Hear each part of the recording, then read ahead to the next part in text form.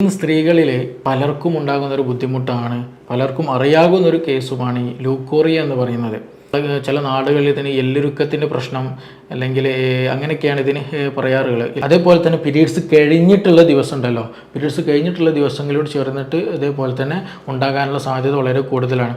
അതേപോലെ ഈ പ്രഗ്നൻസി കണ്ടീഷനുകളിലും ഈ പറയുന്ന പോലെ ഫ്ലൂയിഡ്സ് ഉണ്ടാകുമ്പോൾ അതിൻ്റെ കൂടെയും അതും ഈ പറയുന്ന ബ്രൗണിഷ് കളറോ അല്ലെങ്കിൽ റെഡിഷ് കളറായിട്ടുണ്ടാകും. കൂടുതലായിട്ട് ഉറക്കം കുറവുണ്ടെങ്കിൽ ഉറങ്ങാൻ എന്ത് ചെയ്യണം, ശ്രദ്ധിക്കണം. കൂടുതലായിട്ട് പഠിക്കുക, ഉറക്കം ഒഴിവാക്കിയിട്ട് പഠിക്കുന്ന കണ്ടീഷനൊക്കെ ഉണ്ടെങ്കിൽ അത് നന്നായിട്ട് ശ്രദ്ധിക്കണം. ഒരു നോർമലായിട്ടുള്ള വേയുണ്ട്, അബ്നോർമലായിട്ടുള്ള വേയുണ്ട്. അപ്പോൾ ഇത് രണ്ടും ഡിഫറൻഷ്യേറ്റ് ചെയ്തിട്ട് നമ്മൾ കണ്ടിട്ട് എന്ത് ചെയ്യണം, വേണ്ട രീതിയിലുള്ള ട്രീറ്റ്മെൻറ്റ് നടത്തണം.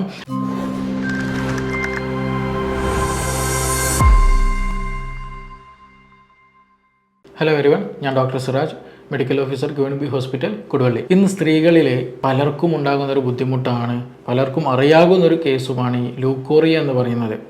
ചില നാടുകളിൽ ഇതിന് എല്ലുരുക്കത്തിൻ്റെ പ്രശ്നം അല്ലെങ്കിൽ അങ്ങനെയൊക്കെയാണ് ഇതിന് പറയാറുള്ളത്. എല്ലുരുക്കം എന്ന് പറയും, അതുപോലെ ലൂക്കോറിയ എന്ന് പറയും, വെള്ളപ്പൊക്ക് എന്നൊക്കെ ഇത് പറയാറ്. നമ്മളെ നാടൻ ഭാഷകളിൽ പല നാടുകൾ പല രീതിയിലാണ് ഇത് പറയാറുള്ളത്. അപ്പോൾ എന്താണ് ഇത്? ഇന്ന് പലർക്കും ഉണ്ടാകുന്നൊരു കൺഫ്യൂഷനാണ് ഇത്. പലരും ഇത് മിണ്ടാതിരിക്കും.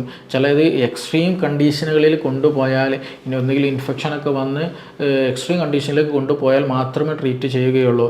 ചില കേസുകളിൽ ഇത് മറ്റു പല ഹെൽത്ത് ഇഷ്യൂസുകൾ വരെ ഉണ്ടാക്കാറുണ്ട്. അപ്പോൾ അതുകൊണ്ട് തന്നെ എന്താണ് ലൂക്കോറിയ, എപ്പോഴാണ് ഈ ലൂക്കോറിയ നോർമൽ ആകുന്നത്, അല്ലെങ്കിൽ വജൈനയിലൂടെ ഫ്ലൂയിഡ് വരുന്ന അത് എപ്പോഴൊക്കെ അത് നോർമൽ ആകുന്നു, അല്ലെങ്കിൽ എപ്പോഴൊക്കെ അത് ട്രീറ്റ് ചെയ്യേണ്ടതുണ്ട് എന്നുള്ളത് സ്ത്രീകളും പുരുഷന്മാരും എന്ത് ചെയ്യണം, ഇത് മനസ്സിലാക്കേണ്ടതാണെങ്കിൽ മാത്രം നമ്മുടെ മക്കളെയും അത് നമ്മുടെ ഭാര്യയും കൂടെ നമുക്കൊക്കെ ശ്രദ്ധിക്കാനും അവരുടെ ഹെൽത്തിൽ നമുക്ക് മനസ്സിലാക്കാനും കഴിയുകയുള്ളൂ. അപ്പോൾ എന്താണ് ലൂക്കോറിയ എന്ന് പറയുന്നത്? യഥാർത്ഥത്തിൽ ലൂക്കോറിയ എന്ന് പറയുന്നത് ഈ വെജൈൻ, അതായത് സ്ത്രീകളുടെ യോനി നാളത്തിലൂടെ വരുന്ന ഒരു ഫ്ലൂയിഡ്, ഒരു വഴുവഴുത്തൊരു ദ്രാവകം, അതിനാണ് യഥാർത്ഥത്തിൽ നോർമലി ഉണ്ടാകുന്ന ഒരു ഫ്ലൂയിഡാണത്. അത് ഈസ്ട്രോജൻ, ശരീരത്തിൽ ഈസ്ട്രോജൻ ഹോർമോണിൻ്റെ അളവ് കൂടുന്ന സമയത്ത് അവിടെ അങ്ങനെ ഫ്ലൂയിഡ് ഉണ്ടാവുകയും ആ ഫ്ലൂയിഡ് കാരണം നമ്മുടെ വെജൈന, സ്ത്രീകളിലെ വെജൈന അത് നല്ല ക്ലീൻ ആയിട്ട് അവിടെ ഇൻഫെക്ഷൻ ഒന്നും വരാണ്ട് അത് ഒരു പ്രോപ്പർ ഫങ്ഷൻ തന്നെ, ഒരു പോസിറ്റീവ് ഫങ്ഷൻ തന്നെ ചെയ്യുന്ന ഒരു നോർമൽ പ്രോസസ്സാണ് യഥാർത്ഥത്തിൽ അവിടെ ഒരു ഫ്ലൂയിഡ് ഉണ്ടാവുക എന്ന് പറയുന്നത്. പക്ഷേ ചില കണ്ടീഷനുകളിൽ ഈ ഫ്ലൂയിഡിൻ്റെ സ്വഭാവം തന്നെ മാറും, അതിൻ്റെ തിക്നെസ് മാറും, കളറ് മാറും, അതിൻ്റെ സ്മെല്ലിൽ മാറ്റങ്ങളുണ്ടാകും. അപ്പോൾ ഈ കാര്യങ്ങൾ നമ്മൾ പ്രത്യേകമായിട്ട് മനസ്സിലാക്കണം. ചിലതൊക്കെ നമുക്ക് നോർമലാണ്, ചില കണ്ടീഷനുകൾ നോർമലാണ്. അതേപോലെ തന്നെ ചില സമയങ്ങളിൽ ഇത് കൂടുതലായിട്ട് എന്ത് ചെയ്യും, ഈ ഫ്ലൂയിഡ് നമുക്ക് കാണാൻ കഴിയും. ചില സമയങ്ങളിൽ നോർമലായിരിക്കും, ചില ആളുകളിൽ ഫ്ലൂയിഡ് വളരെ കുറവും ഉണ്ടാകാറുണ്ട്. അപ്പോൾ ഇതിനെക്കുറിച്ചാണ് ഇന്നത്തെ വീഡിയോയിൽ നമ്മൾ ഓവറോൾ നമ്മളിന്ന് സംസാരിക്കാൻ ഉദ്ദേശിക്കുന്നത്. അപ്പോൾ ഈ ഒരു ഫ്ലൂയിഡ്, ഈ വജൈനയിലൂടെ വരുന്ന, സ്ത്രീകളുടെ യോനി നാളത്തിലൂടെ വരുന്ന ഫ്ലൂയിഡ് വരുന്നത് ഞാൻ നേരത്തെ പറയുകയുണ്ടായി. ഇതിന് ഒരുപാട് ഗുണങ്ങളുണ്ട്. അതിൻ്റെ മെയിൻ ഫങ്ഷൻ എന്ന് പറയുന്നത് എന്താണ്, അവിടെ ഒരു ഹൈജീനിക് ആയിട്ട് ഒരു ഇൻഫെക്ഷൻ വരാണ്ട്, ഒരു മറ്റു ബുദ്ധിമുട്ടുകളൊന്നും വരാണ്ട് നല്ല ക്ലീനായിട്ട് കീപ്പ് ചെയ്യുക എന്നുള്ള ഒരു മെയിൻ ഫങ്ഷനാണ് ഈ പറയുന്ന ഫ്ലൂയിഡിൻ്റെ ഫങ്ഷൻ എന്നുള്ളത്. ഈ ഫ്ലൂയിഡ് നോർമലി എന്ത് ചെയ്യും, പ്രഗ്നൻസി കണ്ടീഷനിൽ കൂടാറുണ്ട്. അതേപോലെ മെൻസസ് വരുന്നതിന് മുമ്പായിട്ട് മിക്ക ആളുകളിലും അത് കൂടാറുണ്ട്. അതേപോലെ മെൻസസ് കഴിഞ്ഞ് കൂടാറുണ്ട്. അതേപോലെ തന്നെ ഓവുലേഷൻ സമയത്ത്, അല്ലേ, ഈ മെൻസസ് നടക്കുന്നത് ഓവുലേറ്ററി സൈക്കിൾ അല്ലെങ്കിൽ ഓവം റിലീസ് ചെയ്യുമ്പോൾ ബന്ധപ്പെട്ടിട്ടാണല്ലോ. അപ്പോൾ അതുകൊണ്ട് തന്നെ മെൻസസ് കഴിഞ്ഞ് ഒരു കുറച്ച് ദിവസം കഴിഞ്ഞതിന് ശേഷം ചില ആളുകൾക്ക് എന്ത് ചെയ്യും, ഓവുലേഷൻ്റെ സമയം എത്തുമ്പോൾ ബോഡി ഒരു ഹീറ്റ് ഉണ്ടാകും. അതേപോലെ തന്നെ ഈ പറയുന്ന യോനിനാളത്തിലൊരു ചെറിയൊരു ഹീറ്റും കാര്യങ്ങളുണ്ടാകും. അതിൻ്റെ കൂടെ തന്നെ ഈ പറയുന്ന ഈ യോനി ദ്രാവകം ഫ്ലൂയിഡ് എന്ത് ചെയ്യും, വെജൈനൽ ഫ്ലൂയിഡും കുറച്ചധികമായിട്ട് പ്രൊഡ്യൂസ് ചെയ്യും. അതൊക്കെ നോർമലി ഉണ്ടാകുന്നതാണ്. അപ്പോൾ ഇതൊക്കെയാണ്. പിന്നെ അതുപോലെ ചില മെഡിസിൻസ് കഴിക്കുമ്പോൾ, എന്തെങ്കിലും ഓറൽ പിൽസൊക്കെ കഴിക്കുന്ന സമയത്ത് കുട്ടികൾ ഉണ്ടാകാതിരിക്കാൻ വേണ്ടിയിട്ട് ചില ആളുകൾ മെഡിസിൻസൊക്കെ കഴിക്കുന്ന സമയത്ത് ഈ പറയുന്ന ഫ്ലൂയിഡിൻ്റെ പ്രസൻസ് കാണാൻ കഴിയും. അപ്പോൾ ഇത് ഏതൊക്കെ സമയത്താണ് നമ്മൾ ഇനി ശ്രദ്ധിക്കേണ്ടത് എന്നുള്ളതാണ് പ്രധാനമായിട്ടും ഇനി നോക്കാനുള്ളത്. അതിൽ ഒന്ന് നേരത്തെ പറയുകയുണ്ടായി, ഇതിൻ്റെ കളറ് വളരെ ഇമ്പോർട്ടൻ്റ് ആണ്. ഇത് പല രീതികളിൽ പല ആളുകളിലും പല കളറുകളിൽ ചിലപ്പം കാണാൻ കഴിയും. നോർമലി ഇതൊരു വൈറ്റ് കളറാണ് കാണുന്നത്. ചില കണ്ടീഷനുകളിൽ എന്ത് ചെയ്യും, ഇതൊരു വാട്ടറി നാച്ചുറലി കാണാൻ കഴിയും, നല്ല ക്ലിയർ ആയിട്ടൊരു വെള്ളം പോലെ കാണാൻ കഴിയും. പ്രത്യേകിച്ച് ഈ പറയുന്ന നേരത്തെ പറഞ്ഞതുപോലെ ഓവുലേഷൻ, ഓവം റിലീസ് ചെയ്യുന്ന സമയത്ത് കാണാൻ കഴിയും, അതൊക്കെ നോർമലാണ്.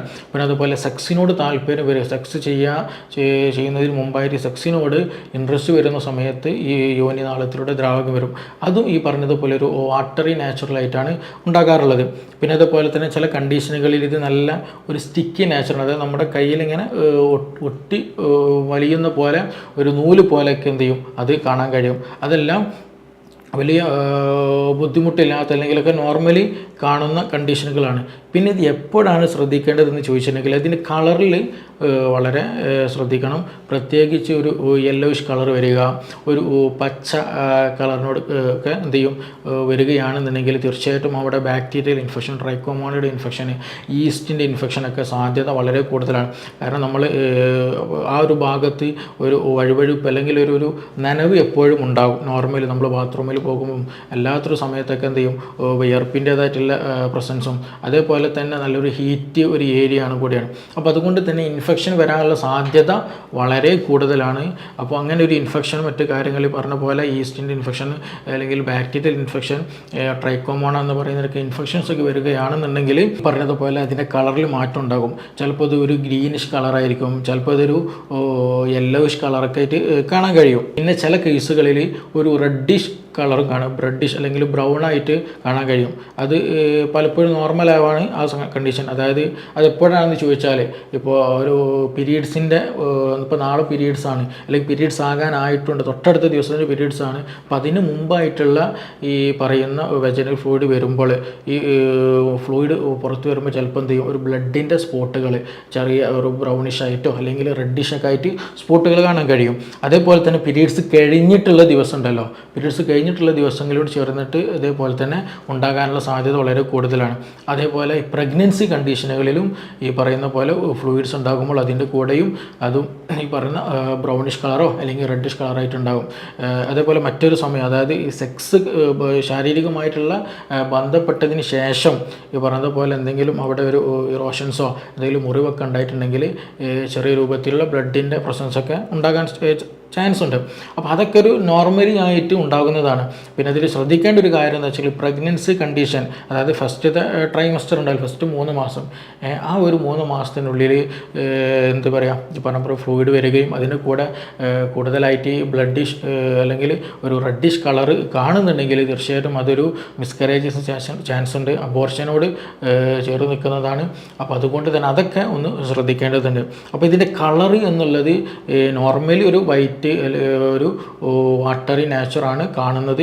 അതല്ലാത്ത ഒരു ഡാർക്ക് കളറുകൾ, ഒരു യെല്ലോയിഷ് കളറുകൾ, ഗ്രീനിഷ് കളറുകളൊക്കെ കാണുന്നുണ്ടെങ്കിൽ തീർച്ചയായിട്ടും എന്ത് ചെയ്യണം, അത് വേണ്ട രീതിയിൽ ഡോക്ടറെ അടുത്ത് പോകണം, അതിന് ട്രീറ്റ്മെൻറ്റ് നടത്തുക തന്നെ വേണം. ചില ആളുകൾ, മിക്ക ആളുകൾ എന്ത് ചെയ്യും, ഇത് പറയാനുള്ളൊരു മടി, സ്വന്തം ഭർത്താവിനോട് പോലും ചിലപ്പോൾ ഓപ്പണായിട്ട് ഡിസ്കസ് ചെയ്യുന്നുണ്ടാകില്ല.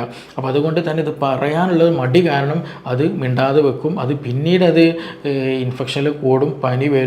അതിന് കൂടെ തന്നെ ഇൻഫെക്ഷൻ കൂടിക്കഴിഞ്ഞാൽ പനി ഉണ്ടാകും, ഛർദി ഉണ്ടാകും, തലവേദന ഉണ്ടാകും, തലചുറ്റലുണ്ടാകും.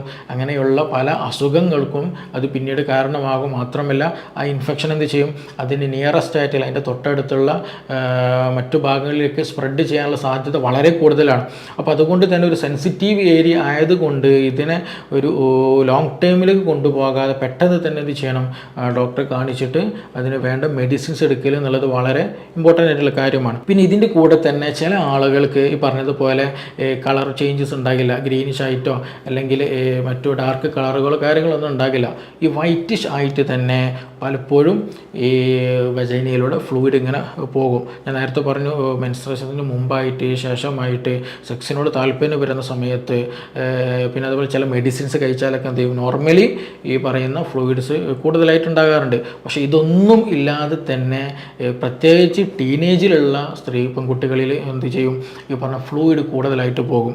പലപ്പോഴും ക്ലിനിക്കുകളിൽ എത്തുന്ന കേസുകൾ അങ്ങനെയാണ്. അങ്ങനെയുള്ളത് അവർ വരുമ്പോൾ തന്നെ പറയും എല്ലുരുക്കത്തിൻ്റെ പ്രശ്നമാണ് ഡോക്ടറെ, അല്ലെങ്കിൽ ഇതുപോലെ വെള്ളപ്പോക്കിൻ്റെ പ്രശ്നമാണെന്ന് പറഞ്ഞിട്ടാണ് അവർ വരാറുള്ളത്.